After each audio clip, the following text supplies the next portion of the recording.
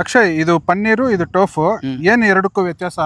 ತುಂಬಾ ಸಿಂಪಲ್, ನಾನು ಎಕ್ಸ್ಪ್ಲೈನ್ ಮಾಡ್ತೀನಿ ನೋಡಿ. ಪನ್ನೀರ್ ಬಂದ್ಬಿಟ್ಟು ಮಿಲ್ಕ್ ಅಲ್ಲಿ ಮಾಡಿರ್ತಾರೆ, ಹಸು ಹಾಲಲ್ಲಿ.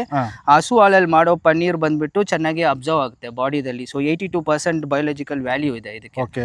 ಸೊ ಟೋಫು ಬಂದ್ಬಿಟ್ಟು ಸೋಯ್ ಬೀನ್ ಪ್ರಾಡಕ್ಟ್ ಅಲ್ಲಿ ಮಾಡೋದು. ಸೊ ಇದಂತೂ ಪ್ಲಾಂಟ್ ಬೇಸ್ಡ್ ಪ್ರೋಟೀನ್ ಅಂತ ಕರೀತಾರೆ. ಸೊ ಇದರಲ್ಲಿ ಪ್ರೋಟೀನ್ ಅಬ್ಸಾರ್ಪ್ಷನ್ ಬಂದ್ಬಿಟ್ಟು 73% ಇರೋದು, ಬಿಕಾಸ್ ಅದು ಪ್ಲಾಂಟ್ ಪ್ರಾಡಕ್ಟ್. ಇದು ಬಫಲೋ ಮಿಲ್ಕ್, ಸೊ ಅದ್ರಲ್ಲಿ ಮಾಡಿದ್ರೆ, ಕೋಣೆ ಮಿಲ್ಕ್ ಅಲ್ಲಿ ಮಾಡಿದ್ರೆ, ಸೊ 88% ಪ್ರೋಟೀನ್ ಇರುತ್ತೆ ಇದರಲ್ಲಿ. ಸೊ ಇದರಲ್ಲಿ ಆ ಅಡ್ವಾಂಟೇಜ್ ಅನ್ನೋದು ಇರೋದಿಲ್ಲ. ಸೊ ಪ್ರೋಟೀನ್ ಇದು 100 ಗ್ರಾಮ್ಸ್ ಅಲ್ಲಿ ನಿಮಗೆ 18 ಗ್ರಾಮ್ಸ್ 20 ಗ್ರಾಮ್ಸ್ ಪ್ರೋಟೀನ್ ಸಿಗುತ್ತೆ. ಸೊ ಟೋಫುದಲ್ಲಿ 17 ಗ್ರಾಮ್ಸ್ ಪ್ರೋಟೀನ್ ಸಿಗುತ್ತೆ.